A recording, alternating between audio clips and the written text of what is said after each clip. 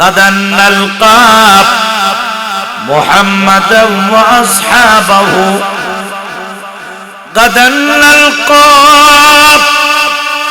محمدا وأصحابه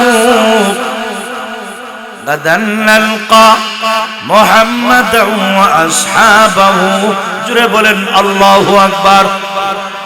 পানির বিবি রে, আল্লাহর নবী দুনিয়া থেকে চলে গিয়েছেন, আবু বকর চলে গিয়েছেন, ওমর চলে গিয়েছেন।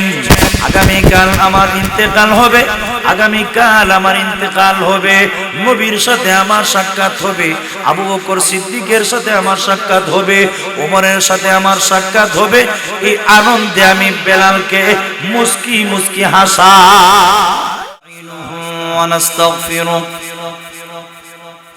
ونؤمن به ونتوكل عليه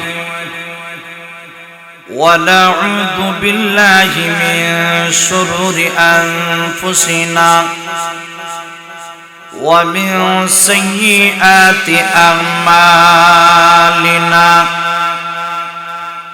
من يهده الله فلا مضل له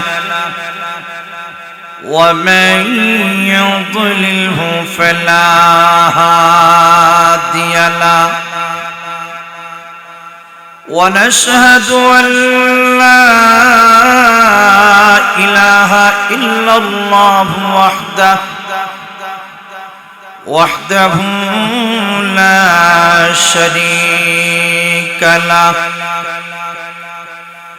ونشهد أن سيدنا ومولانا محمدا عبده ورسوله الذي أرسل إلى الناس كافة بشيرا ونذيرا وداعيا إلى الله بإذنه وسراجا منيرا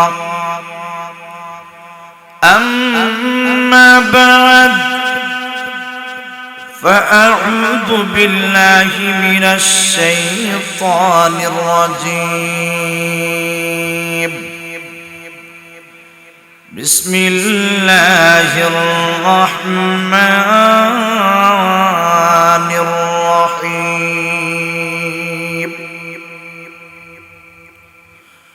وقضى ربك ألا تعبدوا إلا إياه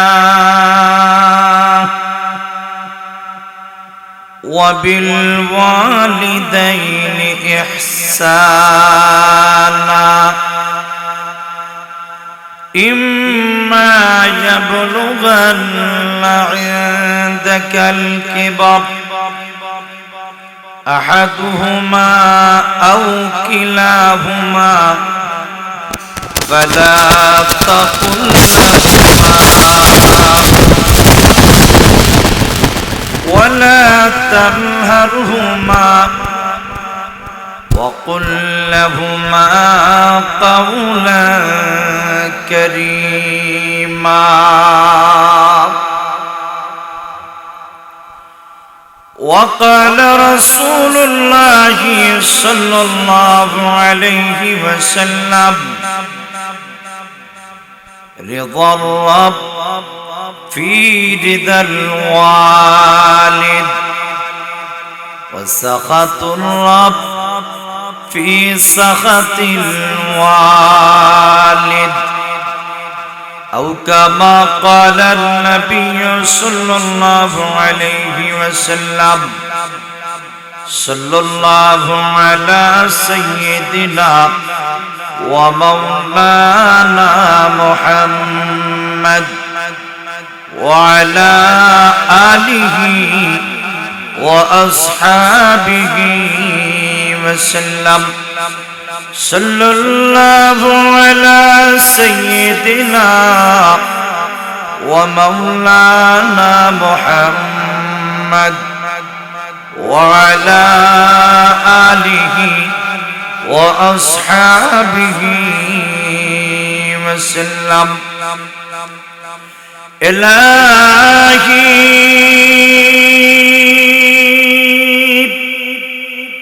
दिखा दे हमें दियारे मदीना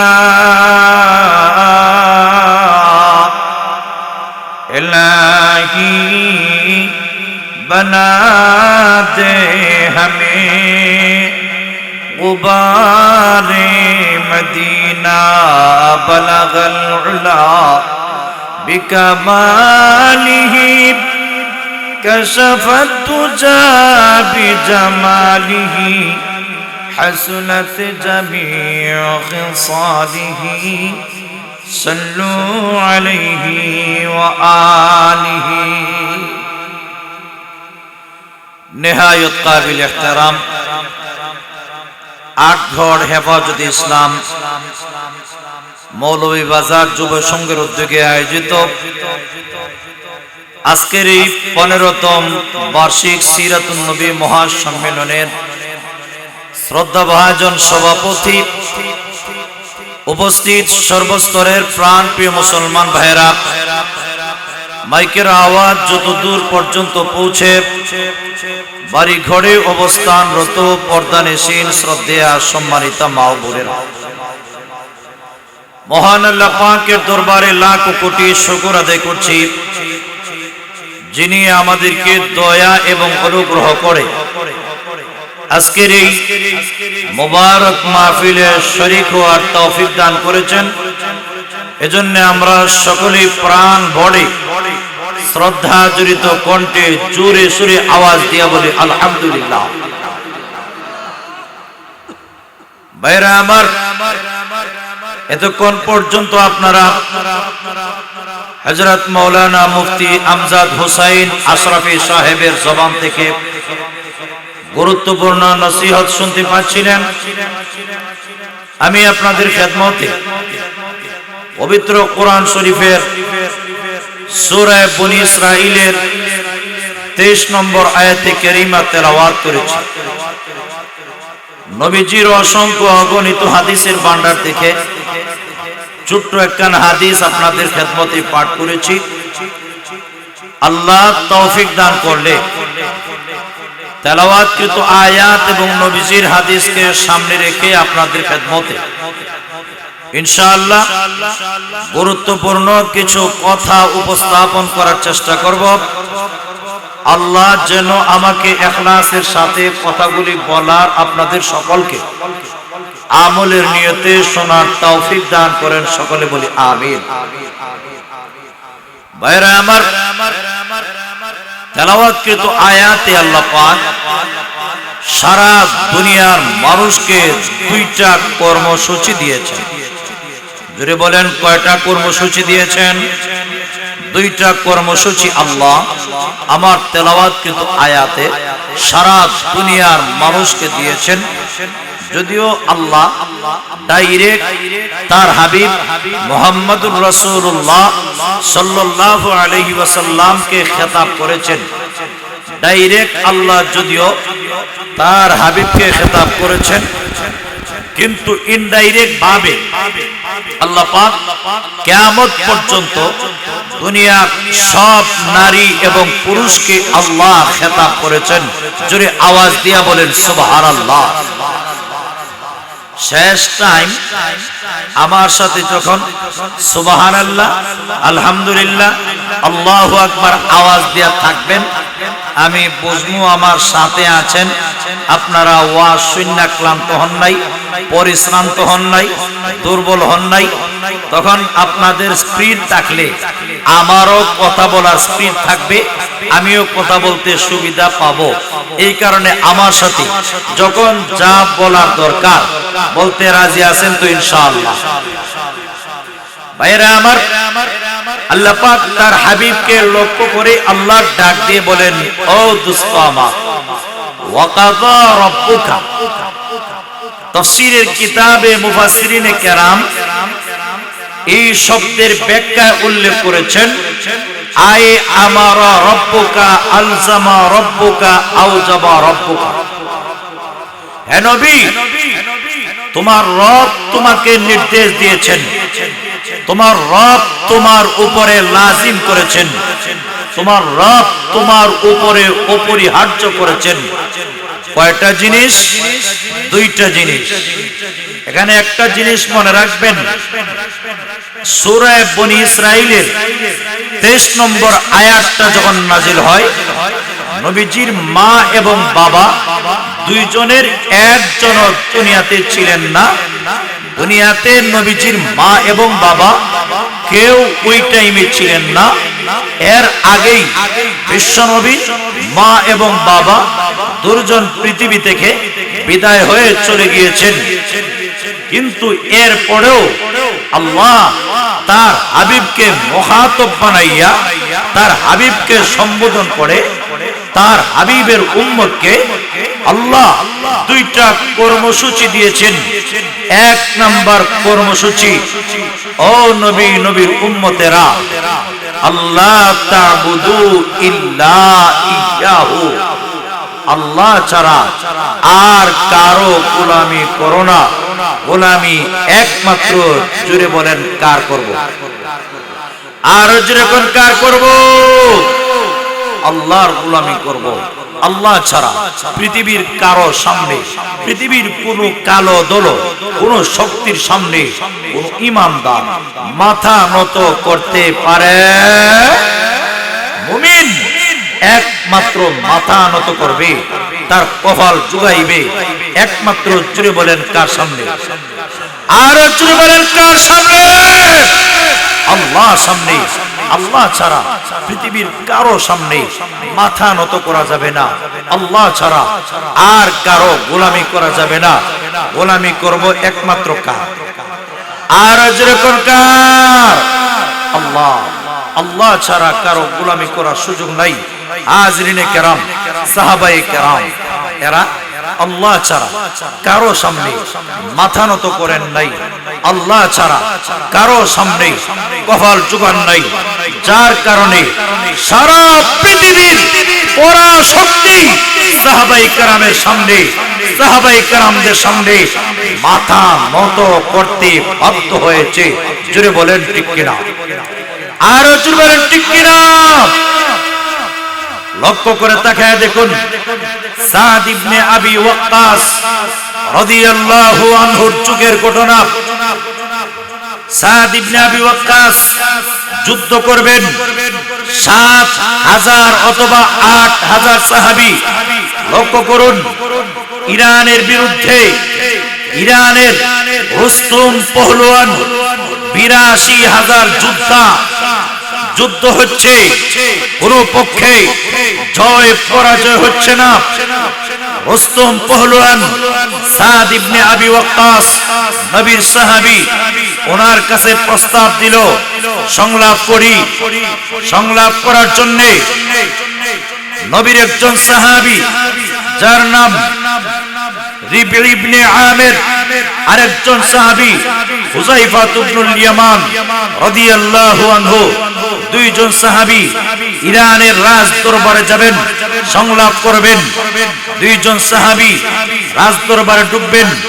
ঢোকার আগেই গেটের মধ্যে প্রহরী ডাক দিয়ে কয়, হে মুসলমানেরা, রাজ দরবারে ঢুকতে হইলে এইভাবে জীর্ণ শীর্ণ ময়লা যুক্ত কাপড় নিয়া রাজ দরবারে ঢোকার অনুমতি নাই। এই নাও রাজকীয় পোশাক, রাজকীয় পোশাক পরে রাজ দরবারে ঢুকতে হবে। এই ময়লা যুক্ত কাপড় নিয়া পাঞ্জাবি পয়রা রাজ দরবারে ঢোকার অনুমতি নাই। কন্যা নাউজুবিল্লাহ।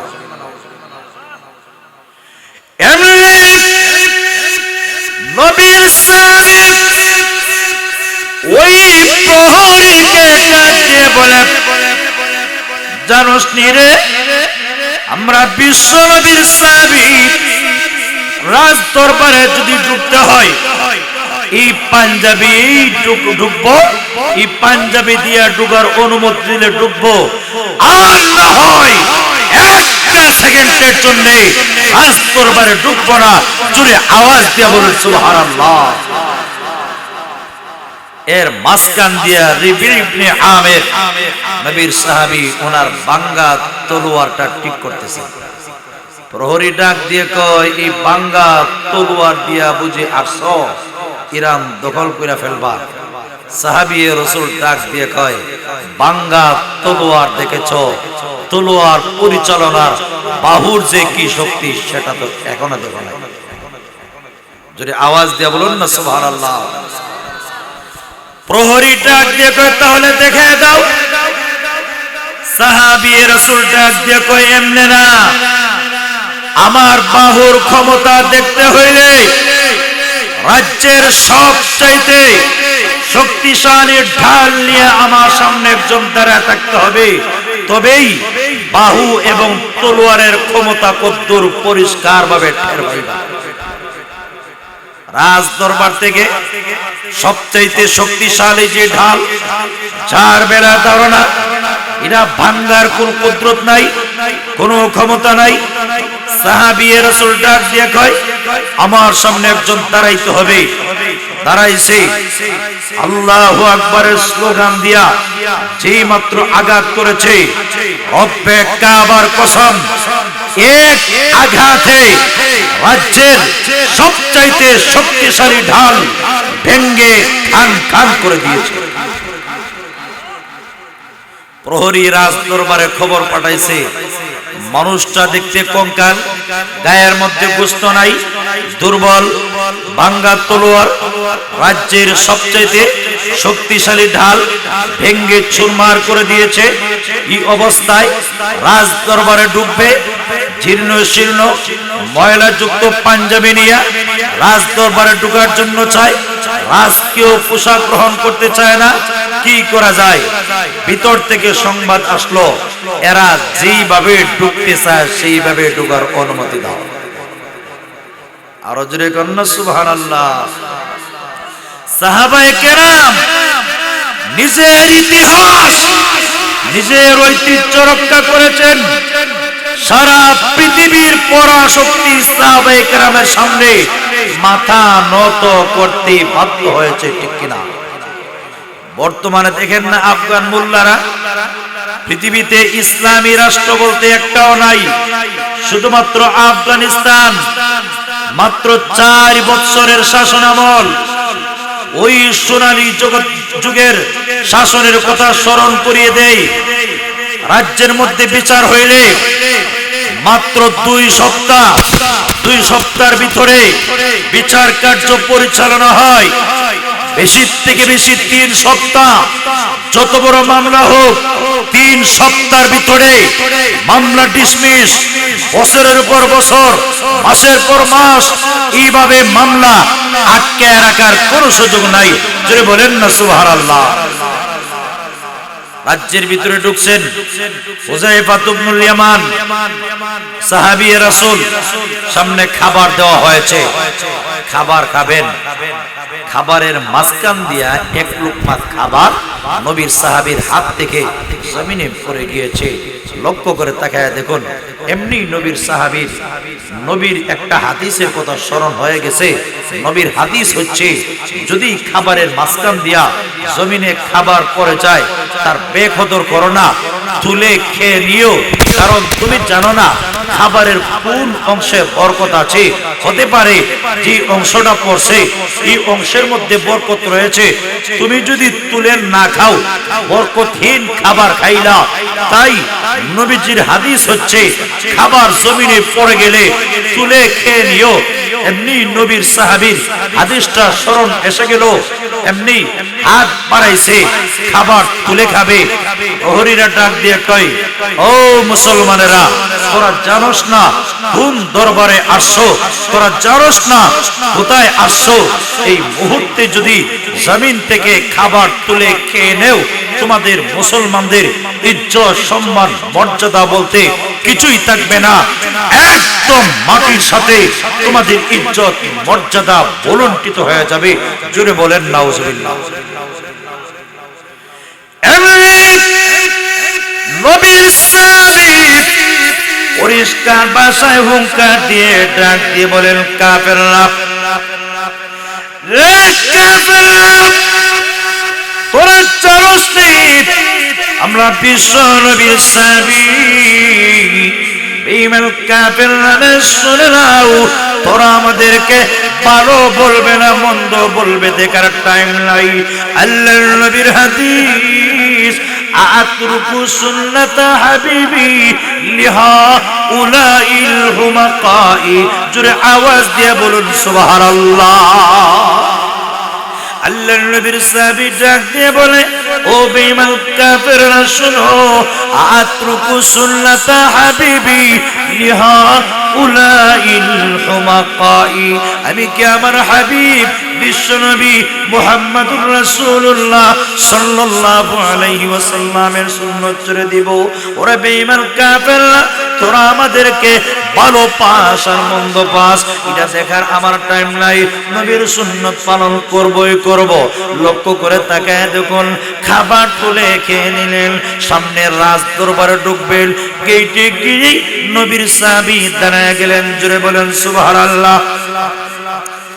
কেমন জানেন তার কারণ হইল, রাজ দরবারে ঢুকতে হইলে মাথা নত করে ঢুকতে হয়, কুর্নিশ করে ঢুকতে হয়, মাথা সোজা করে ঢোকার অনুমতি নাই। নবীর সাহাবী জানে আল্লাহ নবীর তরিকা হইল আল্লাহ ছাড়া পৃথিবীর কারো সামনে মাথা নত করার টাইম নাই। যেরকম ঠিক কিনা?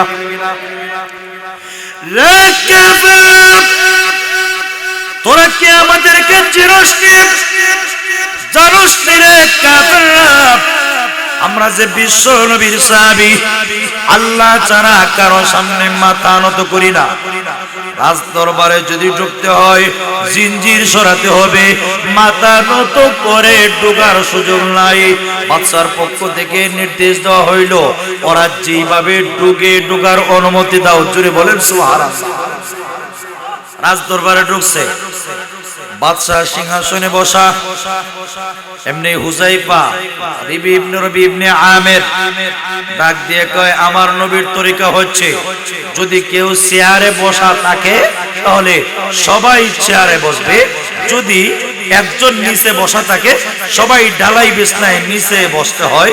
বাদশাকে প্রস্তাব দেওয়ার কয়, আমার নবীর তরিকা হইল তুমি যেরকম সিংহাসনে বসা, যদি সংলাপ করতে হয় তাহলে আমরা দুইজনের জন্য আরো দুইটা সিংহাসন রেডি করুন, আর না হয় আমরা যেরকম দাঁড়ানো আছি আপনি দাঁড়িয়ে আমরার সাথে আমরার মতো কথা বলুন। যদি বলবেন না সুবহানাল্লাহ।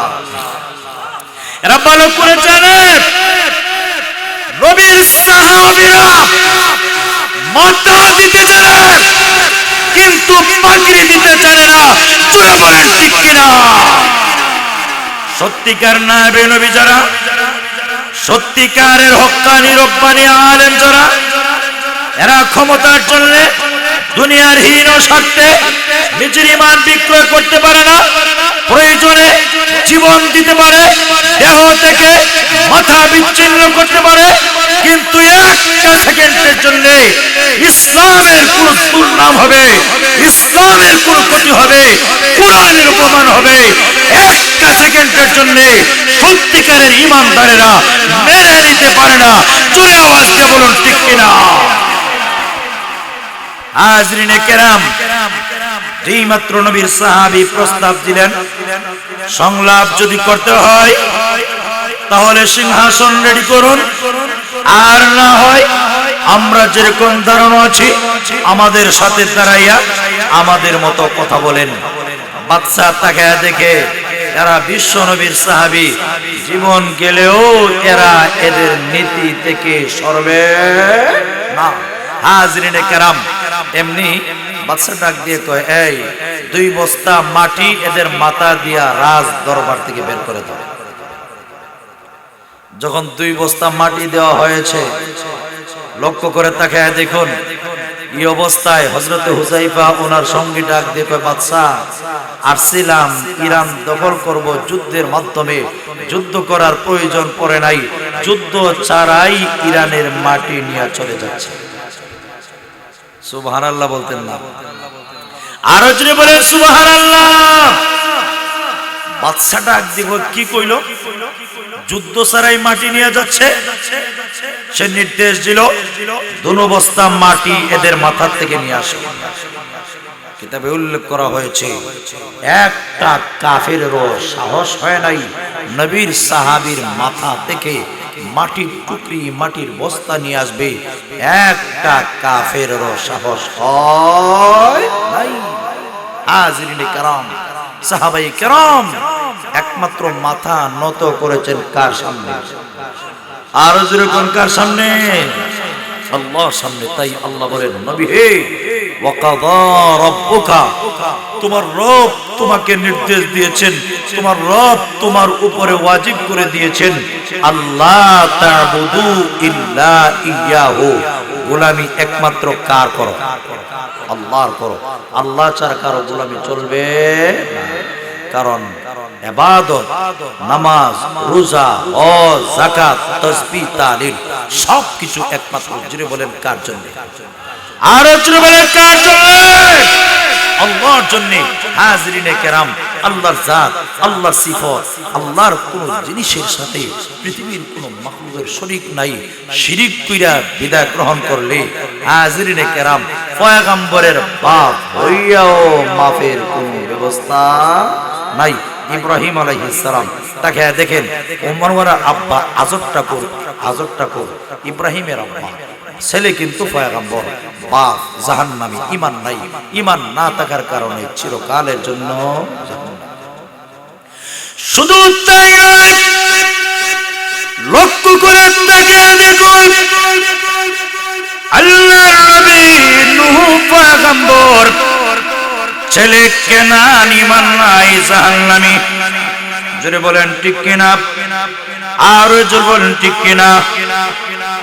আল্লাহর নবী কেনানকে ডাক দিয়ে বলেন, তুফান যখন শুরু হয়ে গিয়েছে, ইয়া বুনাইয়া ইরকাব মা'না ওয়ালা তাকুম মা'আল কাফিরিন। জোরে বলেন আল্লাহু আকবার।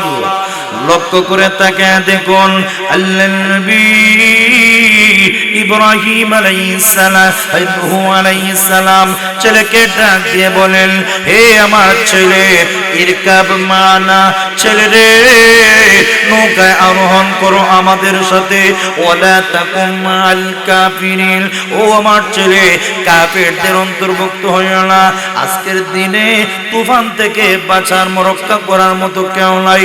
ছেলে ডাক দিয়ে কয়, সাআবি ইলা জাবালি ইয়াসিমুনি মিনাল মাই, হে আব্বাজান, আমি অচিরেই পাহাড়ে আশ্রয় গ্রহণ করব, পাহাড় আমার হেফাজত করবে। আল্লাহর নবী ডাক দিয়ে কয়, না, আল্লাহর দয়া মায়া ছাড়া আজকের আযাব থেকে বাঁচার মতো কেউ নাই, কেউ বাঁচাইতে পারবে না, রক্ষা করার মতো কেউ নাই। বাপ এবং ছেলে কথাবার্তা চলছিল, ফাহালা বাইনাহুমাল মাউজু, ঢেউ আইসা বাপ এবং ছেলের মধ্যে প্রতিবন্ধক করে দিল, আড়াল করে দিল। এই অবস্থায় ছেলে কেনান ডুবন্ত মানুষের অন্তর্ভুক্ত হয়ে গেল। বাপ পয়গম্বর, ছেলে ঈমান নাই, জাহান্নামী। আল্লাহু আকবার। ছেলে ঈমান নাই, ছেলে পয়গম্বর, বাপ আজব ঠাকুর, ঈমান নাই, জাহান্নামী। হযরতে লূত আলাইহিস সালাম পয়গম্বর, স্ত্রী কাফেরা, ঈমান নাই, জাহান্নামী।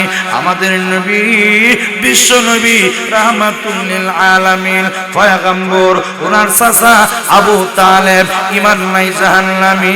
মুসলিম শরীফের বর্ণনা আছে, আল্লাহর নবী ইরশাদ করেছেন, আল্লাহু আকবার। আবু তালেব যখন সাকরাত হয়ে গেল, আল্লাহর নবী আবু তালেবের কাছে গেলেন। যে আবু তালেব আজীবন পর্যন্ত আল্লাহর নবীর হেফাজত করেছে, জোরে বলেন সুবহানাল্লাহ। জি আবু তালেব জীবন ভর আল্লাহর নবীকে হেফাজত করেছেন। আবু তালেব যতদিন পর্যন্ত জিন্দা ছিলেন, আবু তালেব যতদিন পর্যন্ত জীবিত ছিলেন, মক্কার কোন বেঈমান কাফের বিশ্বনবীর চেহারার দিকে তাকাইয়া আঙ্গুল তুলে কথা বলার ক্ষমতা ছিল না। আবু তালেব যতদিন পর্যন্ত জীবিত ছিল, মক্কার কোন বেঈমান কাফের আল্লাহর নবীকে গালি দেওয়ার মতো ক্ষমতা পায় নাই। আবু তালেব চলে যাবেন, এই অবস্থায় বিশ্বনবী চিন্তা করলেন, আমার যে চাচা আমার জন্য এত কিছু করলো, ঈমান না আইনা যদি দুনিয়া থেকে বিদায় গ্রহণ করে, বেঈমান হইয়া যদি পৃথিবী থেকে বিদায় গ্রহণ করে, এই অবস্থায় কি হবে? বেঈমান হইয়া পৃথিবী থেকে যদি বিদায় গ্রহণ করে, এই অবস্থায় আমার চাচার কি হবে? আল্লাহু আকবার। আল্লাহর হাবিব বিশ্বনবী রাহমাতুল লিল আলামিন জীবনের শেষ টাইমে, শেষ মুহূর্তে, কঠিন মুহূর্তে আল্লাহু আকবার লক্ষ্য করে তাকায় দেখুন, আবু তালেবের কাছে গেলেন, আবু তালেবের পাশে গেলেন, গিয়া বলতে লাগলেন, হে আমার কলিজার টুকরা চাচা, এই মুহূর্তে আপনি দুনিয়া থেকে চলে যাবেন, আপনি পৃথিবী থেকে বিদায় হয়ে চলে যাবেন। চাচা গো, ঈমান যদি না থাকে, হে আমার চাচা, বেঈমান হইয়া যদি বিদায় গ্রহণ করেন, চিরকালের জন্য জাহান্নামের আগুনে জ্বলতে হবে। তাই আল্লাহর হাবিব এবং আরেক নরাদম আব্দুল্লাহ ইবনে আবি উমাইয়া, এই দুই শয়তান আবু তালেবের এক পাশে গিয়া কয়, হে আবু তালেব, জীবন ভর ভাতিজার ধর্ম কালিমা পরশ নাই, জীবন ভর ঈমান আনস নাই, এই মুহূর্তে ভাতিজার ধর্ম কালিমা হইয়া ঈমান আইনা দুনিয়া থেকে যদি বিদায় গ্রহণ করো, তোমার নামে বদনাম হয়ে যাবে। আবু তালেব কত বড় কাপুরুষ, জাহান্নামের ভয়ে, পরকালের ভয়ে, মরণের ভয়ে এই অবস্থায় ভাতিজার ধর্ম গ্রহণ করিয়া দুনিয়া থেকে বিদায় গ্রহণ করেছে। এটা তোমার জন্য কলঙ্কের বিষয়, তোমার মতো বড় নেতার জন্য বদনামের বিষয়। তাই হে আবু তালেব, ঈমান আইনো না। আল্লাহর হাবিব অপর পার্শ্ব থেকে বলতে লাগলেন, হে আমার কলিজার টুকরা চাচা, ঈমান যদি না আনেন, আমি আপনাকে জাহান্নামের আগুন থেকে রক্ষা করতে পারবো না। একবারের জন্য আপনি কালিমা পড়ে মুসলমান হয়ে যান। যদি আওয়াজ দিয়ে বলুন সুবহানাল্লাহ। শেষ পর্যায়ে আবু তালেব ডাক দিয়ে কয়, ভাতিজা মুহাম্মদ, আমি জানি যে ধর্ম নিয়ে তুমি আগমন করেছো, এই ধর্ম যে সত্য কোনো সন্দেহ নাই, যে কোরআন নিয়ে আগমন করেছো তাতে কোনো সন্দেহ নাই, তুমি যে আল্লাহর নবী তাতে কোনো সন্দেহ নাই, কিন্তু আমি মেনে নিতে পারলাম না, আমি মানতে পারলাম না। কেন জানোনি? তার কারণটা হচ্ছে, এই মুহূর্তে যদি আমি মুসলমান হয়ে যাই, আমার নামে বদনাম হয়ে যাবে। আবু তালেব কত বড় কাপুরুষ, মরণের ভয়ে, জাহান্নামের ভয়ে, পরকালের ভয়ে ঈমান আনয়ন করে ফেলেছে যে আমার জন্য বদনামের বিষয়, আমার জন্য কলঙ্কের বিষয়, এই কারণে আমি মুসলমান হতে পারলাম না। যদি আওয়াজ দিয়ে বলুন নাউজুবিল্লাহ। হাজরিনে কেরাম, রাখে আল্লাহ মারে কে? মারে আল্লাহ রাখে কে? এমনি রাসূল ডাক দিয়ে কয়, চাচা একটা কাজ করেন, আমার কানটা আপনার মুখে লাগাইয়া দেই, আপনি মনে মনে একটা বারের জন্য কালিমা পড়ুন, আমি যাতে কমপক্ষে সাক্ষী দিয়ে আপনাকে জান্নাতে নিয়ে যেতে পারি। আবু তালেব ডাক দিয়ে কয়, মুহাম্মদ, ঈমানের যে পাওয়ার কতদূর ভালো করে জানি, ঈমানের যে ক্ষমতা আমি ভালো করে জানি। যদি মনে মনে কালিমা পড়ে মুসলমান হয়ে যাই, ঈমানের পাওয়ার আমার অন্তরে সীমাবদ্ধ থাকবে না, বরং ঈমানের পাওয়ারটা আমার কপালে ভেসে উঠবে। আমার কপাল যেই মাত্র নূরে ঝলমল শুরু করে দিবে, আবু জেহেল এবং তার বন্ধু বুঝে নেবে আমি মনে মনে কালিমা পড়ে মুসলমান হয়ে গেছি। এটা আমার জন্য বদনামের বিষয়, সুতরাং আমি পারলাম না, আমাকে মাফ করেন। এমনি আল্লাহ কোরআনের আয়াত নাজিল করে জানিয়ে দিয়েছে, ইন্নাকা লা তাহদি মান আহবাবতা। জুড়ে বলেন আল্লাহু আকবার।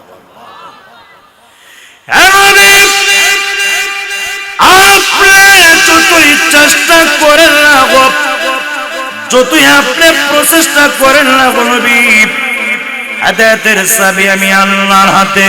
জোরে বলেন হেদায়েতের চাবি কার হাতে?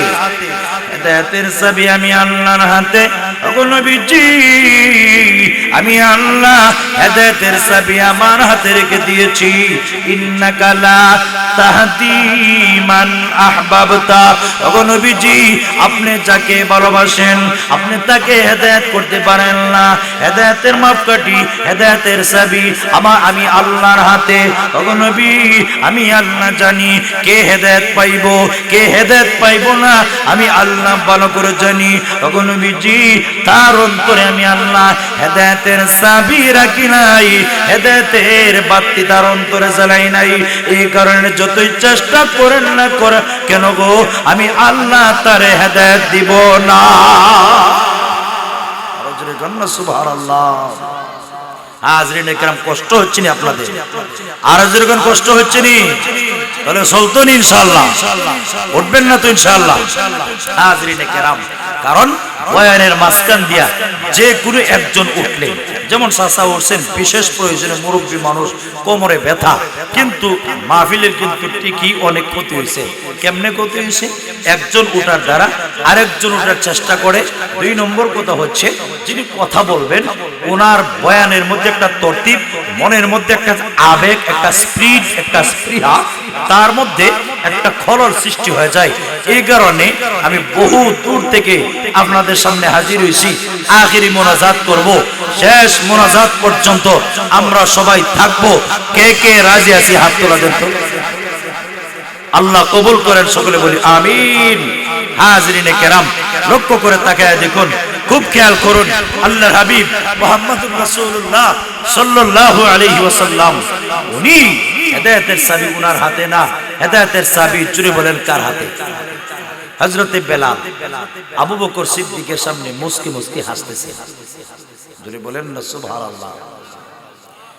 আবু বকর সিদ্দিক জিজ্ঞাসা করে, বেলাল মুস্কি মুস্কি হাসছো, তার কারণটা কি? হযরত বেলাল ডাক দিয়ে কয়, আমি হাসছি আল্লাহর কুদরতি বন্টনের দিকে তাকাই। আর জোরে কোন আল্লাহু আকবার।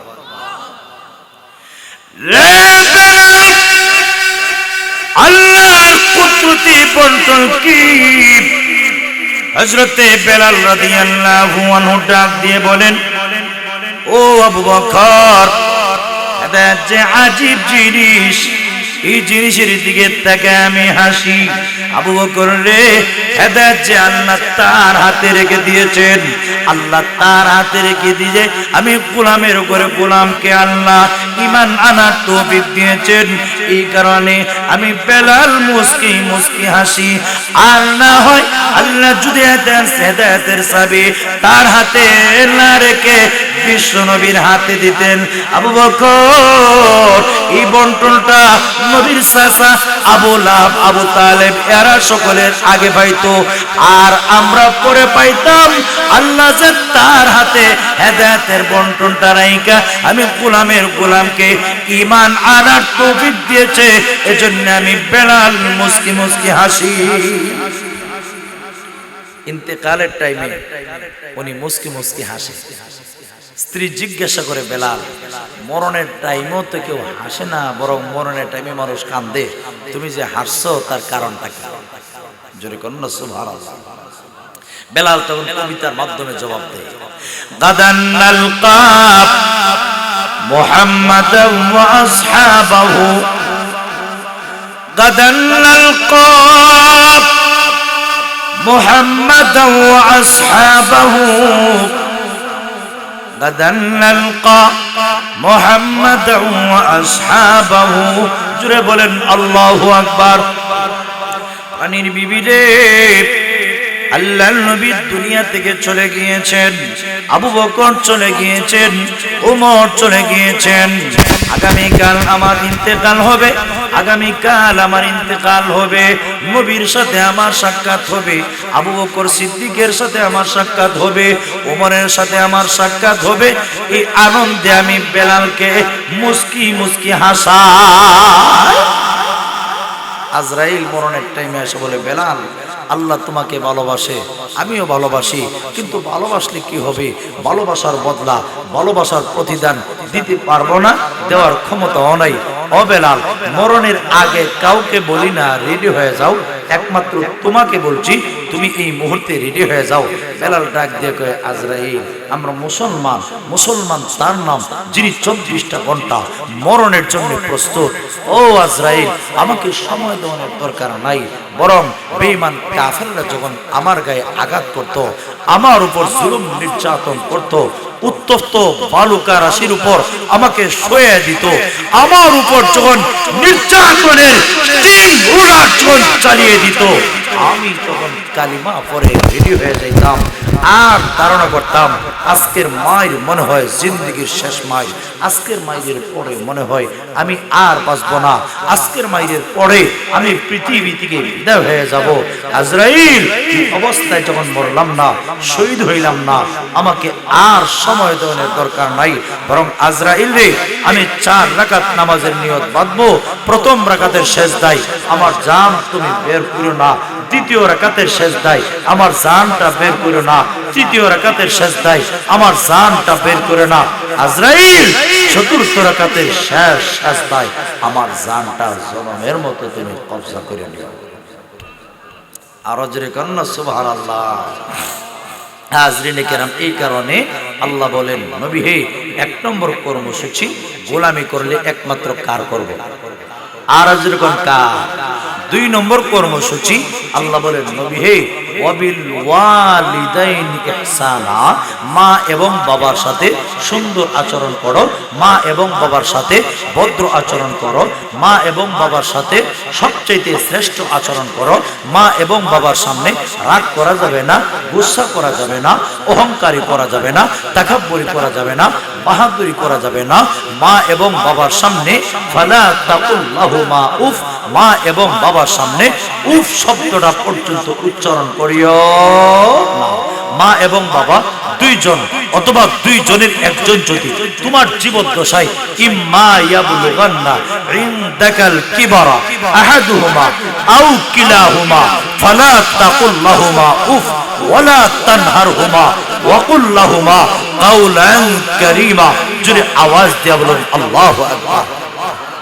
আল্লাহ সারা দুনিয়ার নারী এবং পুরুষকে, বিশেষ করে যুবক ভাইয়েরা যারা খুব খেয়াল করে বুঝেন, বোঝার চেষ্টা করুন, মানার চেষ্টা করুন।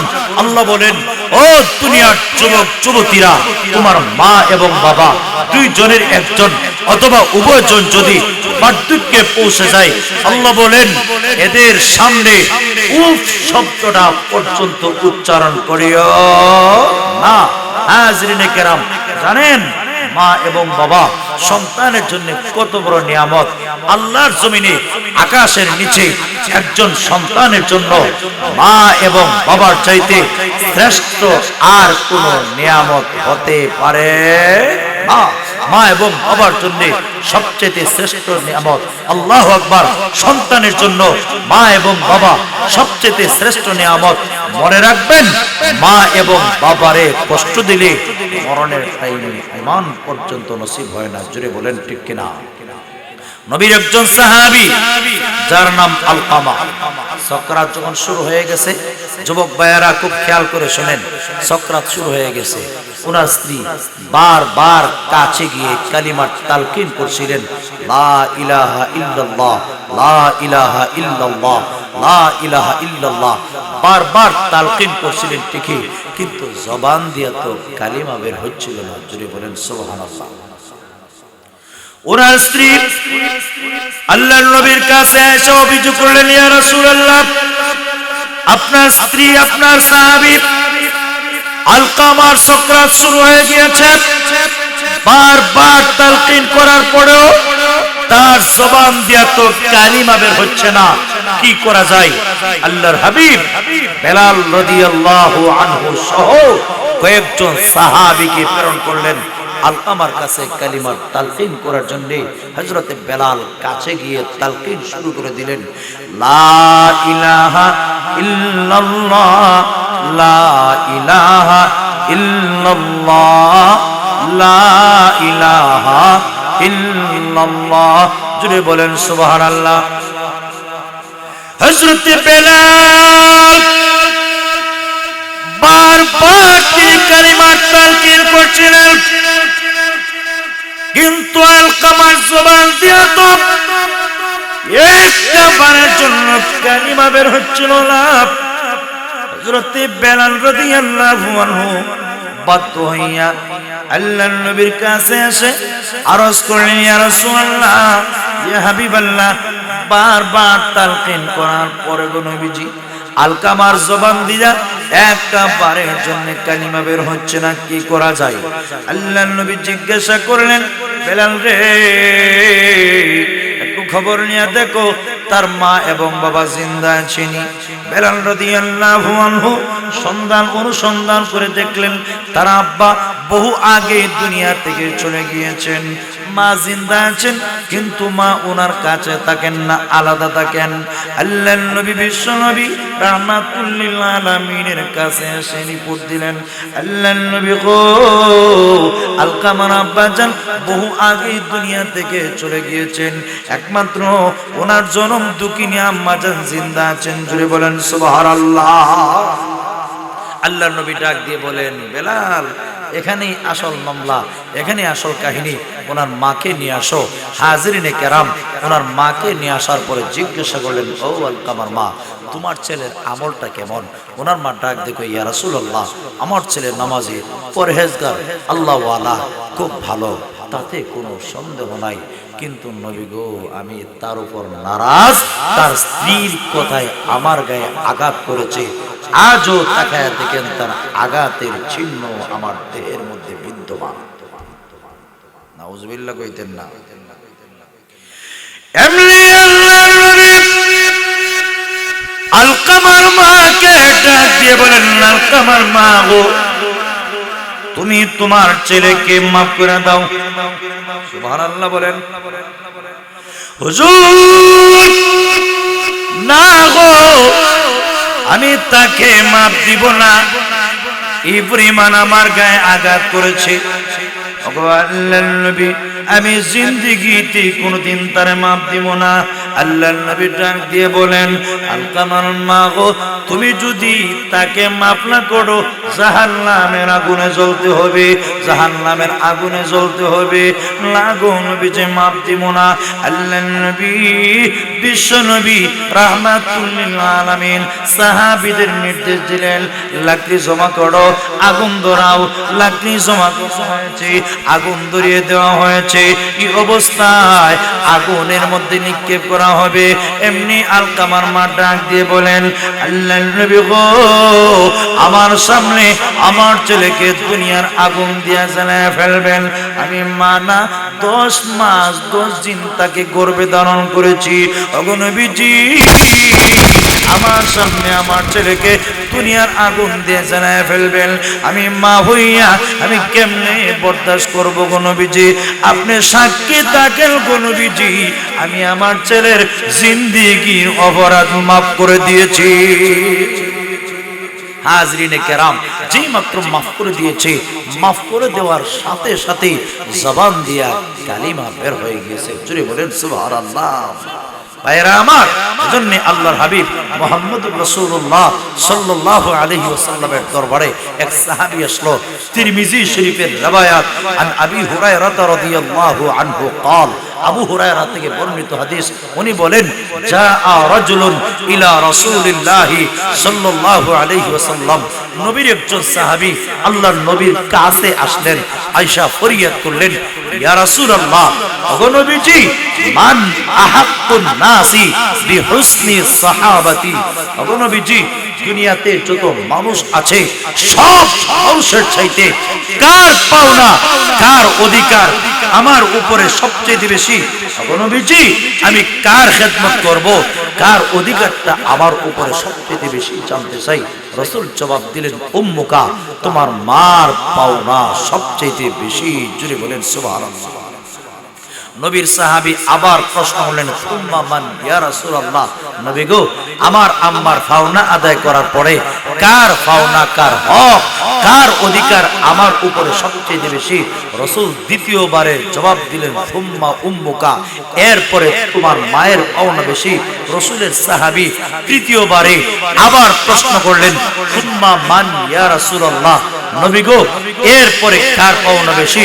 রাসূল তৃতীয়বারে জবাব দিলেন, সুম্মা উম্মুকা, এরপরে তোমার মায়ের পাওনা বেশি।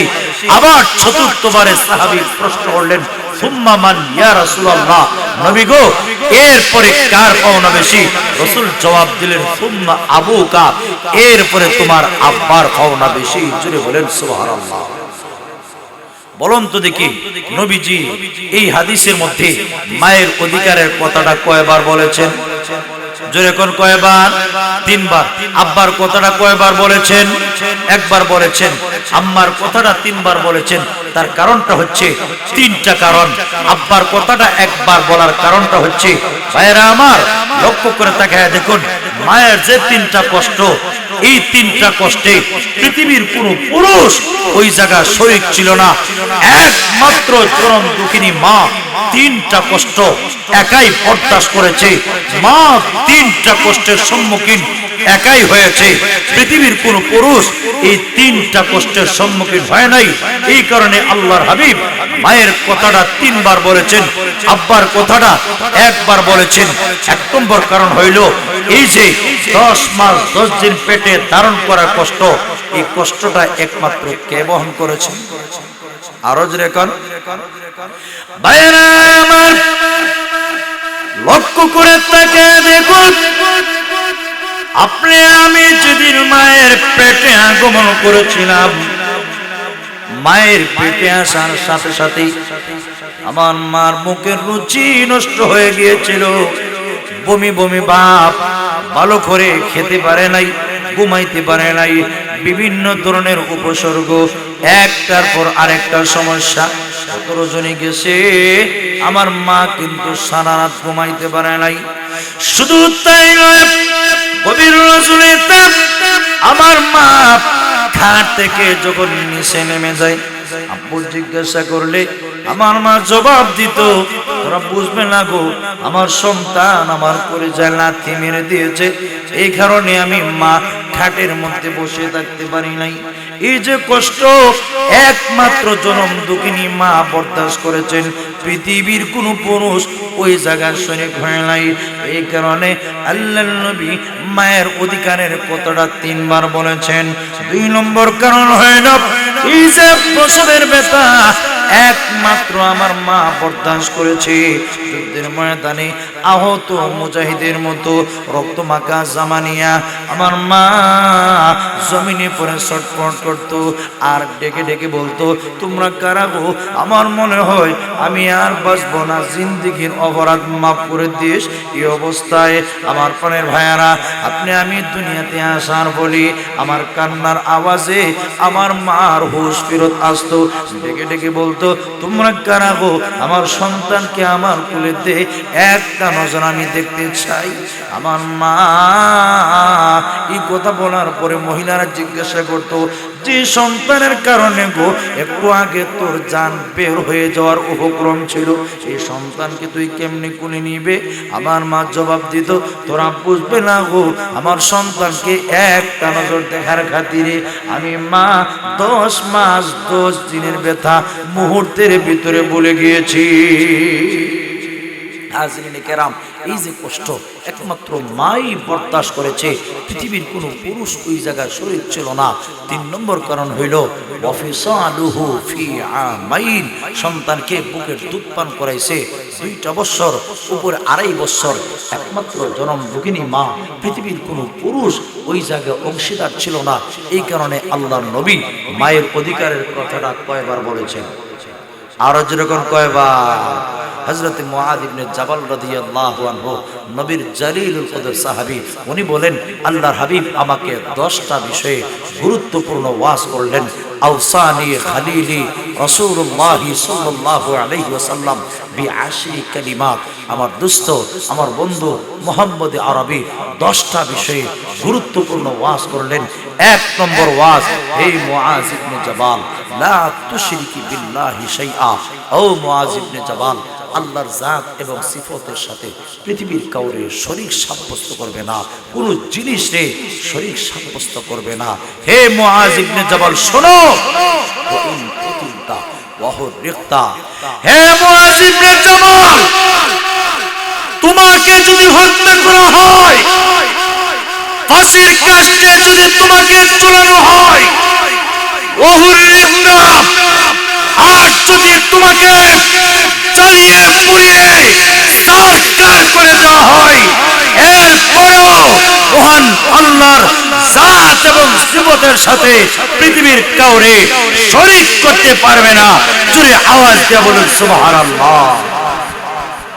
ফাঁসির কাস্টে ঝুলতে পারি, আগুনে ঝাঁপিয়ে পড়তে পারি, কিন্তু এরপরেও রব্বুল আলামিনের সাথে পৃথিবীর কাউরে শরীক করা যাবে না। 2 নম্বর ওয়াজ করলেন, ওয়ালা তাউক্কান্না ওয়ালিদাইক। হে মুআজ ইবনে জাবাল, মা এবং বাবার সাথে নাফরমানি করতে পারবে না। ওয়া ইন আমারাকা আন তাখরুজা মিন আহলিকা ওয়া মালিকা। তোমার মা এবং বাবা যদি তোমাকে নির্দেশ দেয় মাল বর্জন করার জন্য, ফ্যামিলি বর্জন করার জন্য, সব ছাড়তে পারো, কিন্তু মা এবং বাবার নাফরমানি করা যাবে না। হাজিরিনে কেরাম, তাই আল্লাহ বলেন, নবী হে, ওয়াবিল ওয়ালিদাইনি ইহসানা, মা এবং বাবার সাথে সুন্দর, ভদ্র, নম্র আচরণ করো। যদি তোমার জীবদ্দশায় মা এবং বাবা 2 জনের একজন অথবা উভয়জন বার্ধক্যে পৌঁছে যায়, আল্লাহ বলেন, ফালা তাকুল লাহুমা উফ। মা এবং বাবার সামনে উফ শব্দটা পর্যন্ত উচ্চারণ করিও না। ও যুবক, আজকে তুমি টাকার মালিক, আজকে তুমি নারীর মালিক, আজকে তুমি বাড়ির মালিক, আজকে তুমি বুদ্ধির মালিক, আজকে তুমি চাকরিজীবী। তোমার এই ডিগ্রি আসলো কোত্থেকে? মা এবং বাবার পেশাবের রাস্তা দিয়া তোমার সবগুলি ডিগ্রির জন্ম হয়েছে। আজকে মা এবং বাবা যখন বার্ধক্যে পৌঁছে যায়, তোমার সহ্য হয় না, বরদাস্ত হয় না, তুমি ধমক দেয়া করো, বুড়ার করে বুড়া, সারাদিন ভক ভক করো। শোনো ও যুবক, তোমার পক্ষে অথবা বিপক্ষে তোমার মা এবং বাবা যদি দোয়া করে, দোয়া করতে দেরি হয়, কবুল হইতে 1টা সেকেন্ড দেরি হয় না। 3 ব্যক্তির দোয়া ডাইরেক্ট আল্লাহর কাছে কবুল। এর মধ্যে মা এবং বাবার দোয়া সন্তানের পক্ষেই হোক, সন্তানের বিপক্ষেই হোক, দোয়া করতে দেরি, কবুল হইতে 1টা মুহূর্ত দেরি হয় না। এজন্য যুবক সাবধান, খবরদার, দোয়ার জন্য পীর সাহেবের দরবারে যাওয়া লাগবে না। তোমার মা এবং বাবা তোমার জন্য এত বড় ওলি আল্লাহর জমিনে, আকাশের নিচে। ও যুবক, তোমার মা এবং বাবার চাইতে শ্রেষ্ঠ কোনো ওলি আর হতে পারে না। রাসূল হাদিসে পাকে ইরশাদ করেছেন, মা মিন ওয়ালাদিন আবদিন ইয়ানজুরু ইলা ওয়ালিদাইহি নাযরা রাহমাতিন ইল্লা কাতাবাল্লাহু লাহু বিকুল্লি নাযরাতিন হাজ্জাতাম মাবরুরা। হাবিবে কিবরিয়া ইরশাদ করেছেন, যে সন্তান মা এবং বাবার চেহারার দিকে, যে নেককার সন্তান মা এবং বাবার চেহারার দিকে রহমতের নজরে তাকায়, আল্লাহর রাসূল সাল্লাল্লাহু আলাইহি ওয়াসাল্লাম বলেন, আল্লাহ পাক প্রত্যেকটা নজরের বিনিময় কবুল হজ্জের সওয়াব দান করেন। আর জোরে করুন না সুবহানাল্লাহ। যে মাত্র আল্লাহর নবী এই কথাটার বিবরণ দিলেন, নবীর সাহাবী প্রশ্ন ছুড়ে মারলেন, ইয়া রাসূলুল্লাহ, আল্লাহর নবী গো, ওয়া ইন্না যারা কুল্লা ইয়াউমিন মিআতা মাররা। ওগো আল্লাহর নবী, কোন সন্তান যদি দৈনিক 100 বার মা এবং বাবার চেহারার দিকে রহমতের নজরে তাকায়, ওগো আল্লাহর নবী জানতে চাইবো, আল্লাহকে 100টা কবুল হজ্জের সওয়াব দিবেন? আল্লাহর নবী জবাব দিলেন, নাম, আল্লাহু আকবার ওয়া আতিয়াব। কোন সন্তান যদি মা এবং বাবার চেহারার দিকে দৈনিক 100 বার রহমতের নজরে তাকায়, আল্লাহ রাব্বুল আলামিন 100টা কবুল হজ্জের সওয়াব দিবেন। তুমি চাইতে ক্লান্ত হয়ে যাবে, আল্লাহ সওয়াব দিতে একটা সেকেন্ডের জন্য ক্লান্ত হবেন না। জুড়ে বলেন ঠিক কিনা? এজন্য আল্লাহর নবী বলেন, রিজাল রব ফি রিজাল ওয়ালিদ ওয়া সাকাতুর রব ফি সাকাতিল ওয়ালিদ। আল্লাহর নবী বলেন, যে সন্তানের উপরে মা এবং বাবা খুশি, আল্লাহর নবী বলেন ওই সন্তানের উপরে মহান আল্লাহ খুশি। যে সন্তানের উপরে মা এবং বাবা নারাজ, মহান আল্লাহ নারাজ। সুতরাং মা এবং বাবারে যদি খুশি করতে পারো, আল্লাহ খুশি। আল্লাহরে যদি খুশি করতে চাও, মা এবং বাবারে খুশি করার দরকার আছে কিনা নাই? আরো যেরকম না আছে কিনা নাই? নবীর একজন সাহাবী, ওনার পরে আম্মা জান সব সময় ওনার খেদমত করেন, বিছানার মধ্যে পেশাব পায়খানা করেন, একটা সেকেন্ডের জন্য চোখের আড়াল করে কোথাও তিনি যান না। মনের মধ্যে বড় শখ, আল্লাহর ঘর খানায়ে কাবা বাইতুল্লাহ শরীফ তওয়াফ করবেন, কিন্তু বুড়ি আম্মাকে ঘরের মধ্যে রেখে তিনি যান না। কেন জানেননি? আমার মাকে ঘরে রেখে যদি আল্লাহর ঘর তওয়াফ করার জন্য যাই, আমার মা যদি আমার বিরুদ্ধে বদদুয়া করে, আমার হজ তো কবুল হবে না, বরং আমার জীবন ধ্বংস হয়ে যাবে। ঠিক কি না? এমনি উনি কি করলেন? বুড়ি আম্মাকে কাঁধে নিয়েই নিয়ত করলেন আল্লাহর ঘর তিনি তওয়াফ করবেন। তওয়াফ করতেছেন, এই নিয়ত কইরা বাস্তবেই হাজির হয়ে গেলেন আল্লাহর ঘরের সামনে। তওয়াফ করতে করতে হঠাৎ করে বিশ্বনবী মুহাম্মদুর রাসূলুল্লাহ সাল্লাল্লাহু আলাইহি ওয়াসাল্লাম ওনার চোখের সামনে পড়ে গিয়েছে। ডাক দিয়ে কই, ইয়া রাসূলুল্লাহ, ইয়া হাবিবাল্লাহ, নবী গো, এই টাইম খেদমত করি, একটা সেকেন্ডের জন্য আমার বুড়ি আম্মাকে চোখের আড়াল করি না।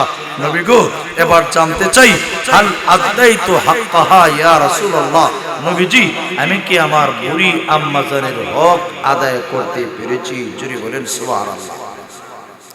রাসূল জবাব দিলেন, লা ওয়ালা বিজাফরাতি ওয়াহিদা।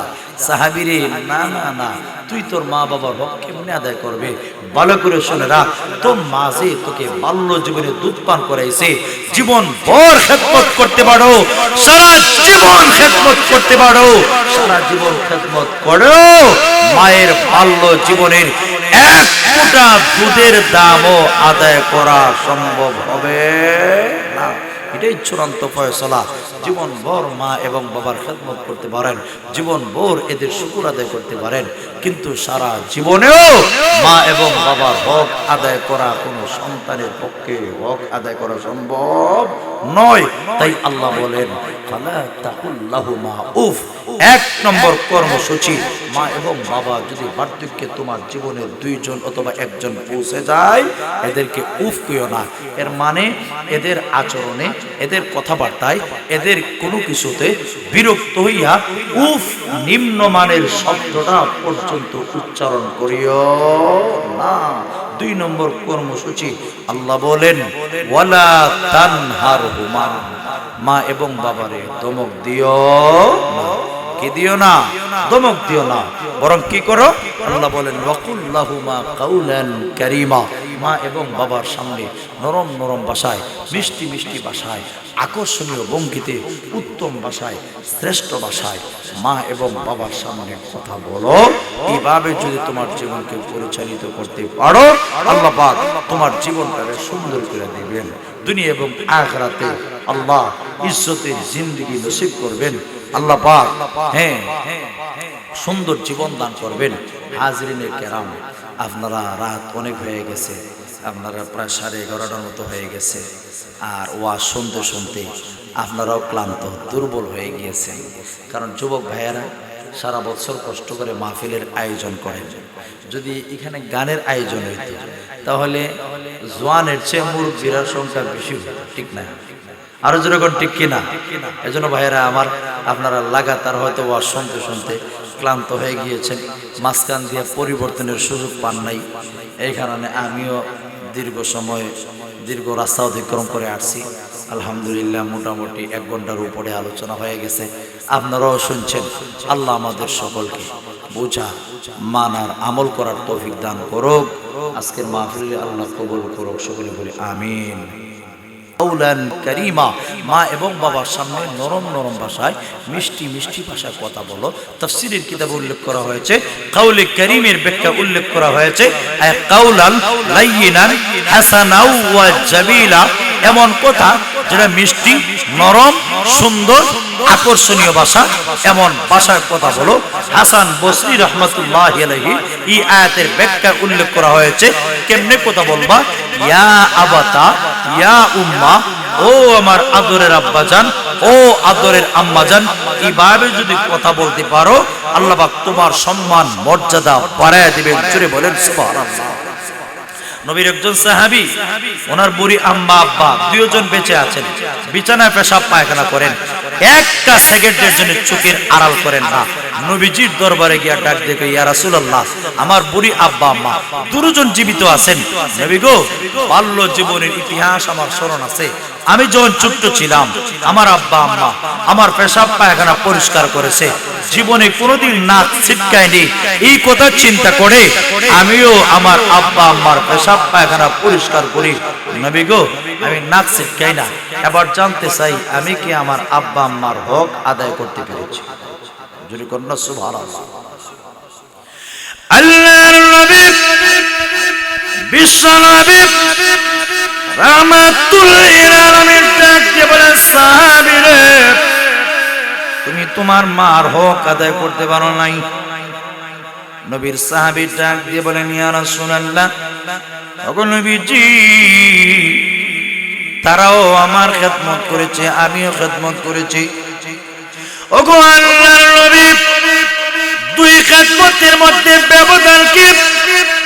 ইয়া রাসূলুল্লাহ, ইয়া হাবিবাল্লাহ, তারা যেরকম আমার খেদমত করেছে আমিও করেছি, সুতরাং আমি কেন গো এদের হক আদায় করতে পারলাম না জানতে চাই। আল্লাহর নবী ডেকে বলেন, সাহাবীরে, তোমার খেদমত এবং তোমার মা বাবার খেদমতের মধ্যে আকাশ এবং জমিনের পার্থক্য। সুবহানাল্লাহ। ওগো আল্লাহর নবী, দুই খেদমতের ফরক এবং পার্থক্য কি?